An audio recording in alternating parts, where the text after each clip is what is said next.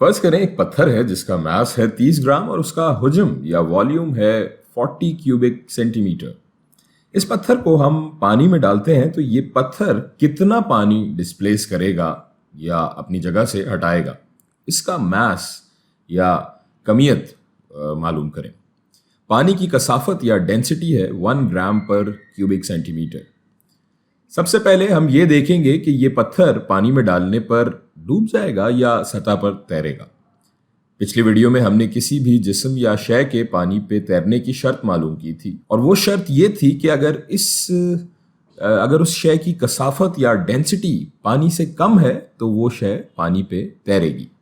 यानी अगर density of the object यानी कि rho of the object is less than rho of fluid यानी कि डेंसिटी ऑफ द फ्लूइड या जो भी वो मादा या सयाल है, तो ये हमारी कंडीशन थी। सो हस्बे मामूल सबसे पहले दिया गया डाटा एक जगह हम लिख लेते हैं। Density of water, rho of water is equal to 1 gram per cubic centimetre, ये हमें दी गई है।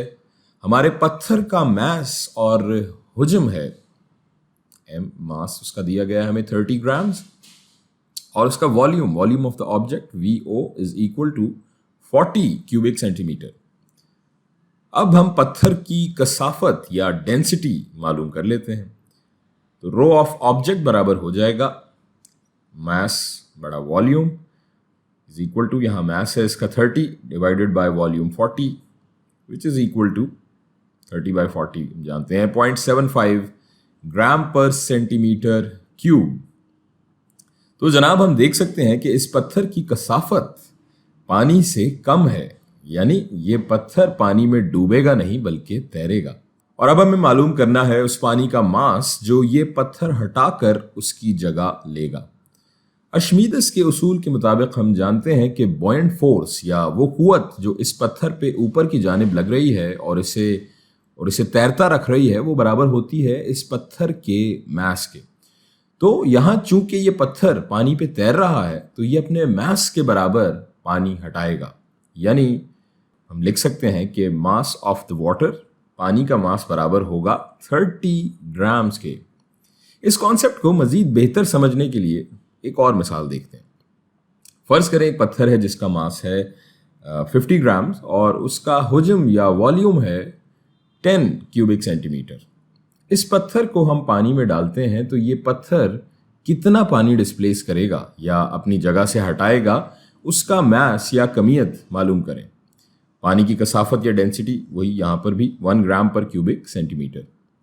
तो यहाँ भी हम पहले देख लेते हैं कि ये पत्थर पानी में डूब जाएगा या तैरता रहेगा। सो इसके लिए हम इसकी पहले डेंसिटी या कसाफत मालूम कर लेते हैं।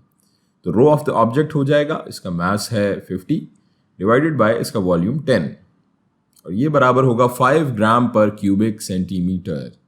अब की बार पत्थर की डेंसिटी हम देख सकते हैं कि पानी से ज्यादा है, इसलिए ये पत्थर पानी पे तैरेगा नहीं बल्कि डूब जाएगा। चलिए ये तो हमें पता चल गया कि पत्थर पानी में पूरी तरह डूब जाएगा। अब ये कैसे पता चलेगा कि इस पत्थर ने जो पानी हटाकर उसकी जगह ली उसका मास कितना है। अब की बार ये मास बॉयंट फोर्स के बराबर तो नहीं होगा, क्योंकि ये तो सिर्फ उस सूरत में होता है जब कोई शय पानी पे तैर रही है। उस सूरत में हम जानते हैं कि बॉयंट फोर्स उसके मास के बराबर है, लेकिन यहां तो पत्थर पूरी तरह पानी में डूब गया है। तो अब कैसे पता चलेगा कि इस पत्थर ने जो पानी हटाकर उसकी जगह ली है उसका मास कितना है। जरा वीडियो पॉज करके सोचिए थोड़ा, अब मिलकर गौर कर लेते हैं। इस पत्थर ने जो पानी हटाया होगा उसका मास हमें नहीं मालूम, लेकिन हम ये देख सकते हैं कि इसका हुजम या इसका वॉल्यूम उतना ही होगा जितना इस पत्थर का हुजम है, क्योंकि पत्थर पूरी तरह पानी में डूब गया है।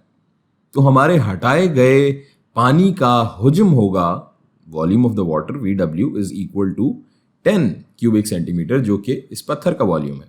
और हमें पानी की डेंसिटी भी मालूम है और ये वॉल्यूम भी अब हमें मालूम हो गया है। तो इसके जरिए हम पानी का मास मालूम कर सकते हैं, जो कि हो जाएगा mass is equal to rho of water, density of water into VW यानी वॉल्यूम ऑफ वाटर, और ये बराबर हो जाएगा 1 multiplied by 10 which is equal to 10 grams. तो अजीजाने मन, ये पत्थर कुल 10 ग्राम पानी हटाकर उसकी जगह लेगा।